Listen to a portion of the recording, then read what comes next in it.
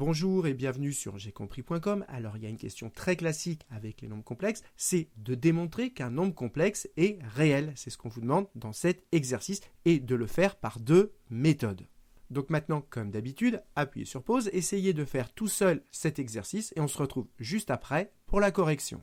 Donc allons-y, corrigeons cet exercice. Pour montrer qu'un nombre complexe z est réel, il y a trois méthodes très classiques. Première méthode, on écrit z sous forme algébrique, a plus ib avec a et b réels. Et on montre que la partie imaginaire, b, le nombre qui multiplie i, est égal à 0. Et du coup, z est égal à a, qui est réel.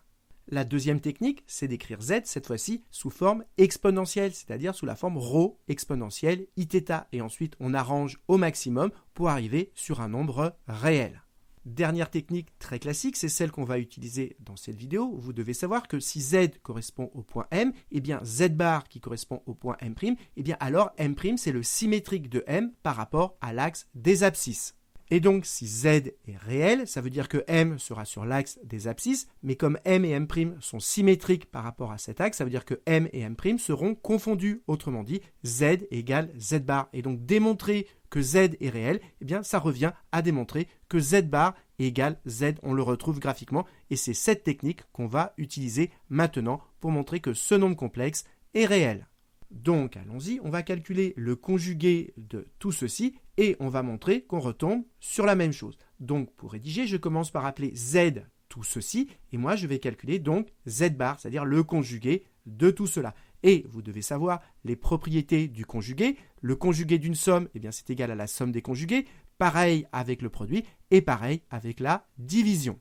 Donc le conjugué de tout ceci, comme ici j'ai une fraction, eh bien je peux appliquer cette propriété. Ça fait le conjugué du numérateur divisé par le conjugué du dénominateur.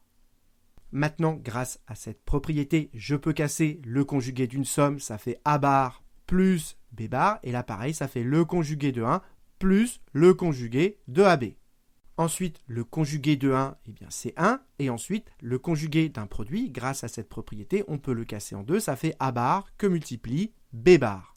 Maintenant, il ne faut pas perdre de vue que notre but, c'est de montrer que z bar égale z. C'est-à-dire que tout ceci eh bien, est égal à cela. Et donc, l'objectif maintenant, ça va être de se débarrasser, entre guillemets, des conjugués des barres.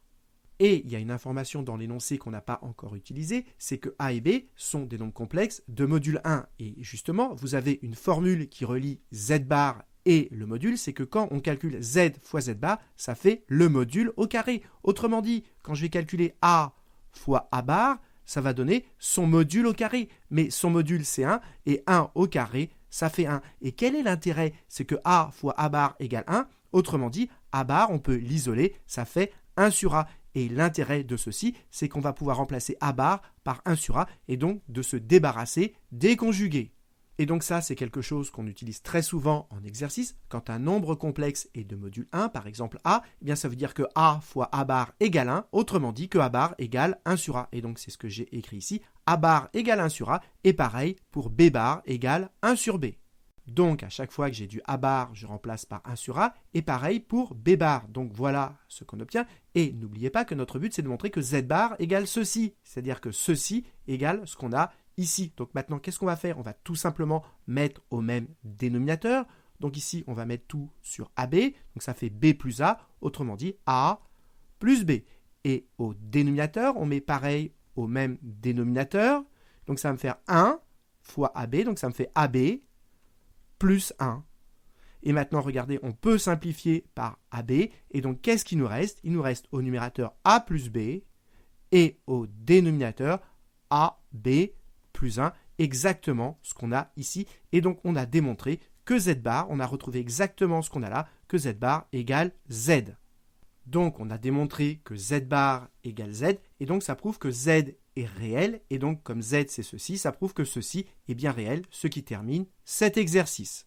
Donc, retenez bien les trois méthodes pour montrer qu'un nombre complexe est réel. Et retenez également qu'on a toujours Z fois Z bar, son conjugué, égale module de Z au carré. Et donc, lorsqu'un nombre complexe est de module 1, eh bien, ça fait Z fois Z bar égale 1. Autrement dit, Z bar égale 1 sur Z. C'est exactement ce qu'on a utilisé ici. Et ça, c'est très fréquent en exercice.